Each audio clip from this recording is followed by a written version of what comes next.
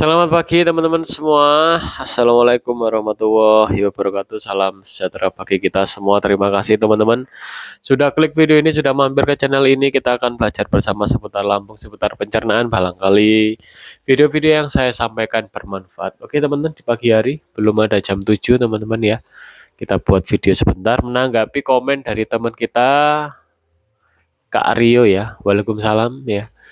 Apa boleh penderita asam lambung makan daging kambing atau sapi ya? Ini kan musim kurban ya, perayaan Hari Raya Idul Kurban. Kalau berdasarkan pengalaman saya, Kak Rio, bagi kita yang mengalami keluhan seputar asam lambung ya, atau kondisi dari asam lambung pH-nya belum ideal, itu mohon untuk menghindari dulu daging kambing, daging sapi. Karena apa? Di lambung kita ya, untuk bisa memecah protein dari daging sapi, dari daging kambing itu cukup sulit. Cukup sulit. Itu sudah pernah saya alami saat saya mengalami keluhan seputar asam lambung GERD, teman-teman ya. Saya makan daging, mau keluar, istilahnya mau muntah. Jadi belum bisa mencerna gitu. Oleh karena itu, yang saya sarankan yaitu maksimal di daging ayam aja. Ya, itu masih relatif mudah dicerna. Jadi syarat untuk lambung kita bisa untuk mencerna makanan yang masuk, teman-teman ya, itu enzim pencernaan ya. Itu harus aktif semua. Nah, syarat untuk mengaktifkan enzim pencernaan, kondisi dari asam lambung kita. Jadi asam lambung itu adalah cairan yang dihasilkan oleh lambung kita di saat ada makanan masuk. Jadi secara alami, teman-teman ya, asam lambung itu akan hadir di saat ada makanan masuk ke dalam lambung kita. Asam lambung ini pH-nya atau keasamannya, oleh karena dia dikatakan asam lambung karena memang asam dia. pH-nya itu harus di antara pH 1 sampai 3. Itu adalah pH yang sangat-sangat asam sekali kalau teman-teman mau mempelajari pH ya. Nah, ketika pH-nya itu ideal, enzim pencerna ini akan aktif teman-teman untuk memecah protein, memecah lemak ya, memecah apalagi karbohidrat. Pokoknya apa segala jenis yang masuk di sini teman-teman itu dipecah. Nah, yang masih ada keluhan seputar asam lambung ya, asam lambungnya itu belum ideal ya, bukan normal loh ya pH-nya, belum ideal ya. Ya jangan dulu makan daging sapi dan kambing. Sekarang walaupun ada ya, ya udah dikendalikan dulu, jangan dimakan. Karena kalau kakak makan ya itu biasanya itu semakin nggak enak di dalam tubuh kita ya. Jadi beda dengan yang udah ideal ya. Jadi seperti saya udah pulih ya. Saya makan daging sapi, daging nggak akan ada masalah makan kuah soto yang berlemak-lemak, nggak akan masalah karena sudah bisa dicerna oleh pencernaan kita. Nah, oleh karena itu, hindari dulu untuk sementara daging sapi, daging kambing, walaupun ya, semisal sudah dibuang kuahnya, sudah direbus, tinggal dimakan daging, tetap itu masih sulit dicerna itu kalau berdasarkan pengalaman saya. Nah, oleh karena itu teman-teman ya, kalau ingin mengembalikan kondisi dari asam lambung kita ideal lagi, harus kita pancing, harus kita terapi dengan menggunakan apa? Probiotik.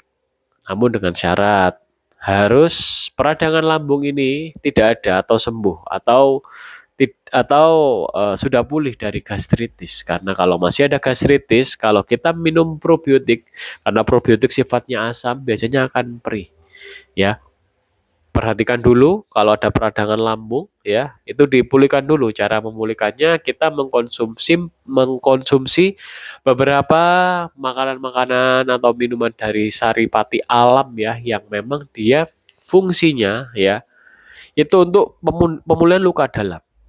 Apa aja itu? Ada kunyit bisa digunakan. Kemudian saripati singkong, saripati pati Garut bisa. Kemudian lidah buaya, binahong bisa. Madu. juga bisa. Kombinasikan silakan. Akan membaik pelan-pelan. Nah, kalau masih ada peradangan lambung, makanan yang harus dihindari adalah makanan yang membuat lambung kita sensitif. Biasanya apa? Yang asam, yang pedas, ya. Kemudian apa lagi? Yang berpengawet, berpewarna, makanan ultra processed food ya. Makanan ultra processed food harus serta-merta dihindari bagi gastritis, dihindari karena apa? Makanan ultra processed food adalah makanan yang bentuknya sudah tidak alami, mengalami beberapa proses dan kebanyakan banyak pengawetnya. Sehingga mau dipecah di lambung kita itu sulit dia. Nah, oleh karena itu, kita harus kembali ke makanan-makanan yang tidak banyak prosesnya. Kalau bisa, makanan-makanan yang masih alami. Misal ayam, ya udah ayam utuh, diungkep gitu ya, atau digoreng sebentar dengan menggunakan minyak kelapa atau VCO.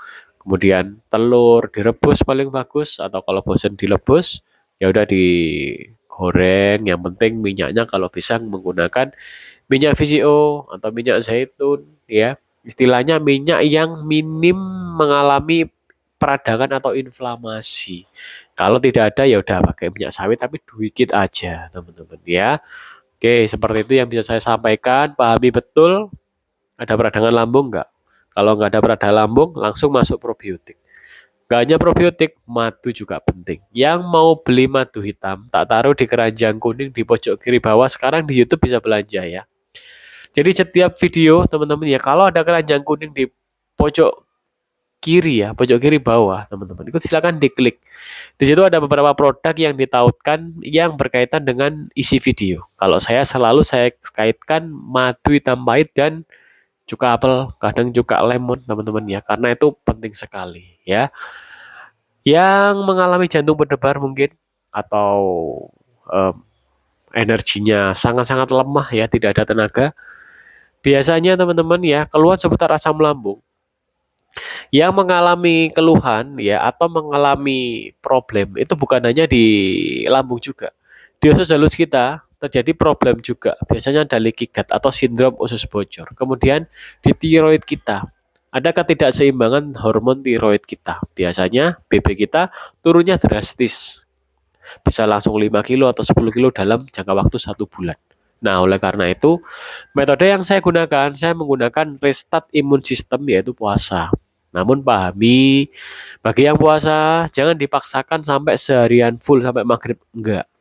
Kalau mampunya sampai jam 12 siang, jam 12 siang silakan puasa. Intinya, jam 12 siang silakan buka. Kalau mampu jam 3 sore silakan buka. Intinya teman-teman ya, kita harus mengkondisikan perut kita atau tubuh kita tidak menerima makanan dan minuman dalam jangka waktu minim di 6 jam lah ya, 6 sampai 7 jam. Di situ ada perbaikan ya. Jadi kita laparkan diri kita, nanti pencernaan kita akan pelan-pelan membaik ya. Silakan kalau mau dilaksanakan ya. Tidak juga silakan. Intinya di sini saya berbagi pengalaman. Oke, teman-teman semua terima kasih. Selamat pagi, selamat beraktivitas ya. Yang masih belum pulih dari dulu itu tadi ya, daging sapi, daging kambing ya. Apalagi kalau digulai, waduh. Saya sekarang itu ya tetap saya karena terbawa kebiasaan ya. Saya sekarang itu kalau mau konsumsi gulai, rawon atau soto, saya lihat dulu kuahnya. Kalau nggak begitu kental ya saya berani. Kadang itu apa ya? Kita itu terbawa dulu-dulu ya karena saya benar-benar memantang makanan sehingga sekarang ya nggak terlalu berani terlalu banyak kuah dan itu bagus juga karena meminimkan kolesterol yang kurang bagus ya. Jadi kolesterol itu ada yang bagus ada yang enggak. Jadi kolesterol dari hewani teman-teman itu memang kalau konsumsi terlalu banyak itu juga nggak bagus juga. Jadi lebih baik kita batasi jumlahnya.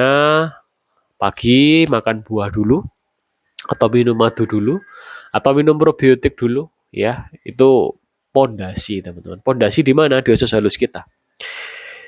Buah atau probiotik masuk dulu ya atau probiotik masuk kemudian buah itu udah pondasi apa? Bakteri baik. Bakteri baik masuk, seratnya serat alami vitamin ya. Kemudian baru kita makan makanan berat. Dan makanan beratnya kalau mau makan pagi ya jangan terlalu banyak nasi ya. Kalau serat banyak nggak apa-apa, protein banyak nggak apa-apa gitu ya. Jadi biar nggak terlalu kenyang ya. Kalau terlalu kenyang biasanya aktivitas seharian biasanya kita agak banyak ngantuk gitu. Jadi kita harus bisa apa ya mengkondisikan sendiri apa yang masuk ke dalam mulut kita. Bagi teman-teman yang belum mengalami ini ya keluhan seputar lambung ya, mohon dibatasi dalam konsumsi makanan-makanan yang berpengawet ya. Karena makanan-makanan yang berpengawet itu teman-teman ya diserap oleh tubuh itu kurang bagus. Jadi tubuh itu istilahnya itu apa ya? Ngoyo atau terpaksa sebenarnya dia makan konsumsi itu. Namun karena udah di mulut ini enak, jadi ya batasi aja ya. Batasi aja yang penting dalam keseharian kita tetap makan nasi, makan ikan, makan sayur, buah-buahan ya, probiotik. Kalau mau makan makanan cemilan, makanan pendamping silakan, namun usahakan perhatikan komposisi dari nilai gizinya. Oke, teman-teman semua terima kasih sudah menyimak video ini sampai habis. Mohon maaf apabila ada salah kata. Wassalamualaikum warahmatullahi wabarakatuh. Salam sejahtera bagi kita semua. Rahayu, rahayu, rahayu.